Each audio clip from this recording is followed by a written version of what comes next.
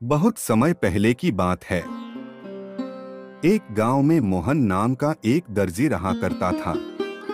उसकी कपड़े सिलने वाली मशीन के ज्यादातर उपकरण लकड़ी से बने हुए थे। एक दिन बहुत ज्यादा बारिश होती है, जिस कारण बारिश का पानी उसके घर में भर जाता है। घर में बारिश का पानी भर जाने के कारण उसकी मशीन पूरी तरह से खराब हो जाती है। देवकी, देखो ना, पानी से हमारी मशीन खराब हो गई है। अब हमारा कैसा होगा? मोहन बहुत परेशान हो जाता है। वह दुखी होकर सोचने लगता है, अगर जल्द ही मैंने अपनी इस मशीन को ठीक नहीं किया तो मैं कपड़े सिलने का काम नहीं कर पाऊंगा और मेरे परिवार को भूखा रहना पड़ेगा। नहीं नहीं, मुझे जंगल जाना पड़ेगा ताकि मैं अपनी मशीन को ठीक करने के लिए अच्छी लकड़ी काट कर ला सकूं। फिर मोहन इस विचार के साथ जंगल की ओर चल देता है। मोहन पूरा दिन चलता रहता है, लेकिन उसे अपनी मशीन के लिए अच्छी लकड़ी वाला कोई भी पेड़ नजर नहीं आता है। मैं अच्छी लकड़ी वाला पेड़ ढूंढकर ही रहूंगा। मोहन हार नहीं मानता है और अच्छे पेड़ की तलाश में आगे बढ़ता रहता है। काफी देर चलने के बाद अचानक मोहन की नजर एक पेड़ पर पड़ती है, जो काफी ऊंचा, मोटा और हरा भरा था। उस पेड़ को देख मोहन बेहद खुश होता है और कहता है, हाँ, यह पेड़ काफी अच्छा है। इसकी लकड़ी से मैं अपनी मशीन को फिर से ठीक कर सकता हूँ। इस विचार के साथ मोहन कुल्हाड़ी उठाकर जैसे ही पेड़ के तने पर मारने के लिए अपना हाथ ऊपर उठाता है, तभी पेड़ की डाल पर से एक देवता प्रकट हो जाते हैं। देवता मोहन से कहते हैं, मैं इस पेड़ पर रहता हूँ और आराम करता हूँ, इसलिए तुम्हारा इस पेड़ को काटना उचित नहीं होगा। वैसे भी किसी भी हरे पेड़ को काटना ठीक नहीं है। देवता की बात सुनकर मोहन क्षमा मांगते हुए है, देव, मैं मजबूर हूँ। मुझे इस पेड़ को काटना ही पड़ेगा।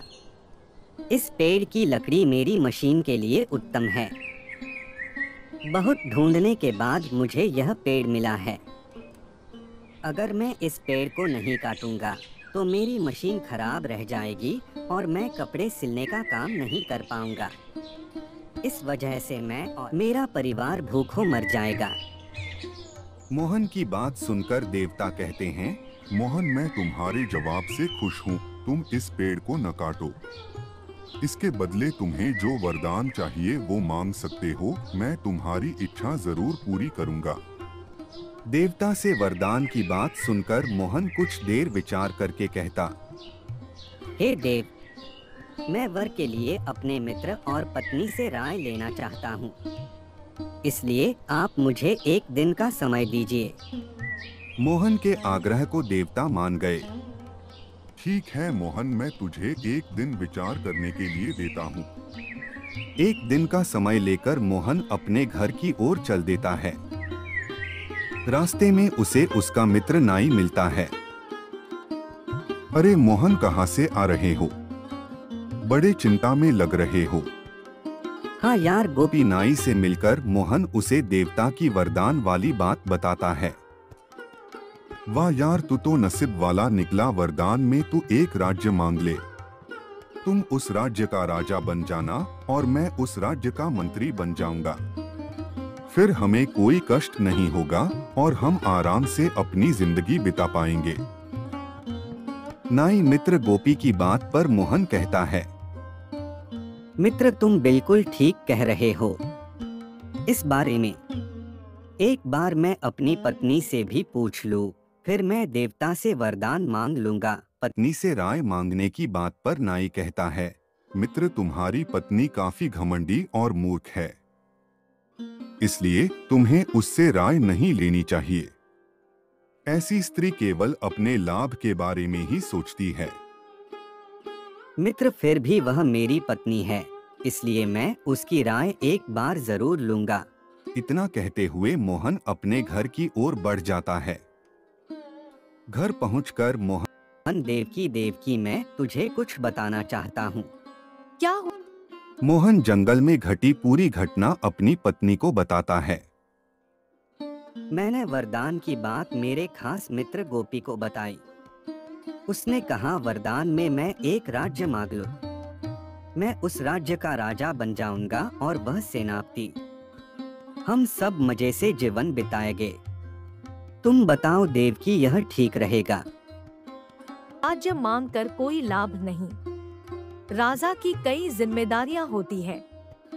वह कभी सुख से अपना जीवन नहीं बिता पाता है। राजा राम और नल भी राज्य होते हुए जिंदगी भर दुख में जिए। आप 2 हाथ से इतने अच्छे कपड़े सिलकर ठीक ठाक कमा लेते हैं। ऐसे में अगर आपके 2 सिर और 4 हाथ हो जाएं, तो आप दोगुने कपड़े सिल पाएंगे। इससे कमाई भी दोगुनी हो जाएगी और आपका मान भी समाज में बढ़ेगा। पत्नी की यह बात मोहन को समझ आ जाती है और वह देवता से वरदान मांगने जंगल की ओर चल देता है। जंगल पहुंचकर वह दोबारा देवता से मिलता है। देवता मोहन को देखकर कहते हैं, मोहन मांगो, क्या वर मांगना है? हे देव, आप मुझे 2 सिर और 4 हाथ दे दीजिए। देवता मोहन की यह बात सुनकर पूछते हैं, तुम 2 सिर और 4 हाथ का क्या करोगे? तब मोहन बताता है, 2 सिर और 4 हाथ होने पर मैं दोगुना कपड़े सिल पाऊंगा, जिससे मेरी कमाई पहले से अधिक हो जाएगी। मोहन की यह बात सुनकर देवता मुस्कुराते हैं और मोहन को वरदान दे देते हैं। तथास्तु।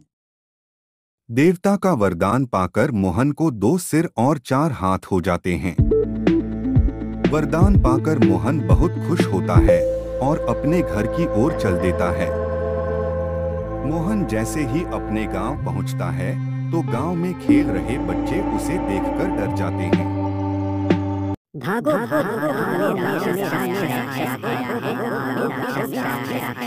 है। तभी कुछ गांव वाले हाथों में हथियार लेकर मोहन पर हमला कर देते हैं और मोहन की मौत हो जाती है। जब मोहन की मौत की खबर मोहन की पत्नी को होती है तो वह फौरन मोहन को देखने वहां पहुंच जाती है। मोहन की लाश देख उसकी पत्नी रोने लगती है और कहती है, यह सब मेरी गलती है। मैंने ही उनसे देवता से 2 सिर और 4 हाथ मांगने के लिए कहा था। अगर ऐसा न होता तो आज मोहन को कोई राक्षस न समझता और वे जिंदा होते। कहानी की सीख। 2 सिर वाला दर्जी कहानी से यह सीख मिलती है कि बिना सोच विचार किया गया कोई भी काम हमेशा दुखदायी होता है।